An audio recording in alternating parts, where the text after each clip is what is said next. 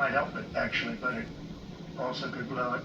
Becomes in a region on edge. Some American embassies and bases are already partly evacuated. At home, Mr. Trump has been preparing for his big military parade.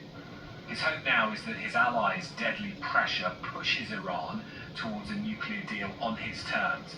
His opponents are already accusing him of enabling a reckless gamble, risking America getting dragged into a war with Iran. Something that was in the making as a result of intelligence surprised the attack hit, and there's a general sense of fear and uncertainty. They're hoping President Trump is going to step in and sort of make this stop. I was actually quite shocked by some of the comments I heard, and simultaneously talking to friends in Tel Aviv and in Tehran, both in bunkers at the same time, both under missile fire. After all of this fear in Tehran from some of these people, interesting. I mean, as you're saying that, I mean, Netanyahu earlier today when he spoke, he had this very pointed message, not necessarily to, Americans or whatever. It was directed at the Iranian people. Listen. Tonight I wish to speak to you, the proud people of Iran. The time has come for you to unite around your flag and your historic legacy by standing up for your freedom from an evil and oppressive regime. It has never been weaker. This is your opportunity to stand up and let your voices be heard. So change moment. Oh, I mean, look, we've been debating this all day. I was at the Council on Foreign Relations where we were debating it all day. But we talked about this last night. And I mean, I think the Israelis see this as their moment. This is what happened in Hamas. This is what happened with Hezbollah. That message to the Iranian people couldn't have been any clearer. We've paved the way for you. We prepped the ground for you. And while they didn't, they're not going after the supreme leader, as we said last night, which would be very dangerous. They're not going after the president.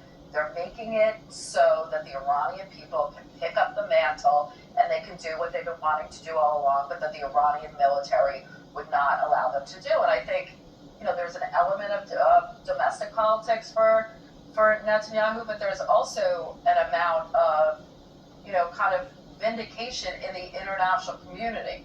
If you notice, when Israel is always, on the front foot, when they're being successful about Hezbollah and Hamas, no one's criticizing Israel. We're hearing very muted reactions in the region.